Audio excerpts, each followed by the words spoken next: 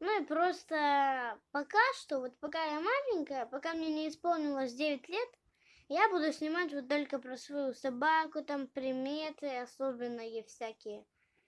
Ну или может еще что-нибудь. Ну, короче, больше всего роликов будет выходить про собаку. Про собаку именем Мопс, породы Мопс, Гуччи, 9 месяцев, ну и все такое. Вот такой вот маленький, хороший. Гуччи, посмотри туда. Гуччи, посмотри. Ты у нас такой хороший. У кого много лайков. Зевака.